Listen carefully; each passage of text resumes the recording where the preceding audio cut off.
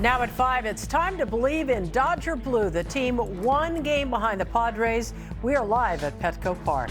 Plus, federal criminal courts appear to be prosecuting more local cases. Why? Our I-team gets answers. And a small plane crash on Catalina, taking the lives of 5 people. You're watching the NBC4 News at 5. This is NBC4 News at 5.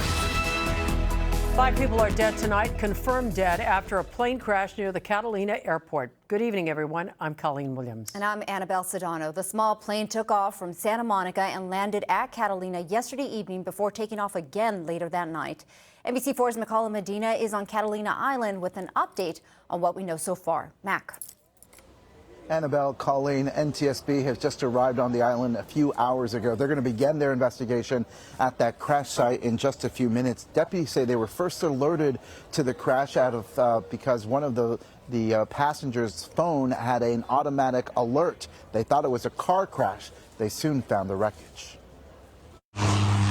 As small planes fly into Catalina Airport this morning, deputies have cordoned off the area about 1 mile east of where the small plane went down Tuesday night. I did see it from the air. It appeared to be a white aircraft. It appeared to be mostly intact. The airport now closed. We had to hike up to the top of the mountain where you can see rescue choppers at the airport now. Deputies say they got an automatic alert from one of the victims' phones. They thought it might have been a car crash before discovering the plane crash site. But about 10 o'clock in the area where the alert tone was, we ended up locating a downed aircraft. The airport is an unmanned tower airport that closes at 5 p.m. According to flight tracking website flightradar24.com, the plane, a Beechcraft 95 B-55 twin-engine plane, took off around 8 o'clock at night. The plane's registered owner is Ali Safahi of West Hills, whose family confirmed he was on the plane.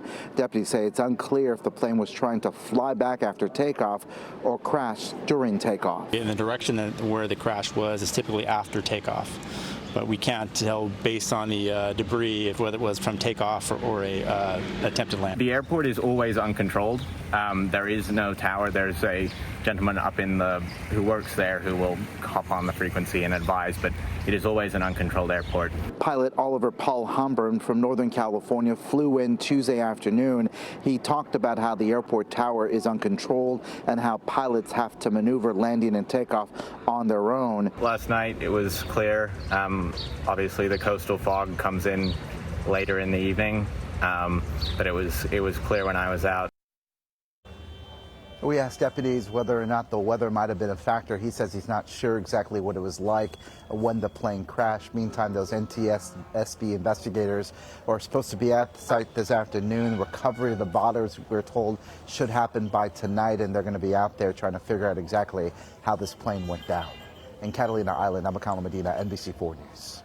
All right, Mac, thank you for that. Now, over the past few years, it appears more criminal cases investigated by local police are being prosecuted in federal rather than local criminal courts. Everything from drugs and gangs to murder. Our investigative reporter Eric Leonard wanted to find out why this is happening. This one here was by Jax's art teacher. The walkway in front of Matt Markley's home in Santa Clarita is filled with rocks painted by friends and family in remembrance of 18-year-old Jax Markley, who died 2 years ago from an accidental fentanyl overdose alone in their bedroom. I don't want anyone else to have to go through this, whatever it takes. And in this particular case, we're here to talk about how the LA District Attorney's Office failed us. Jax's father, Matt, says he learned from detectives the dealer who began supplying Jax, possibly at age 16 or 17, with counterfeit oxy pills, knew about the dangers of a fatal overdose and continued selling them. LA County Sheriff's deputies arrested the suspected dealer in Santa Clarita.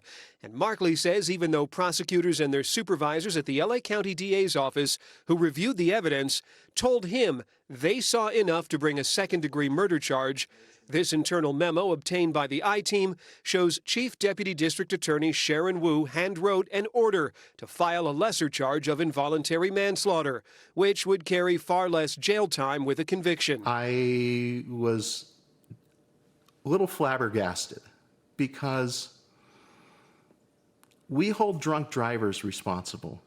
Why are we not holding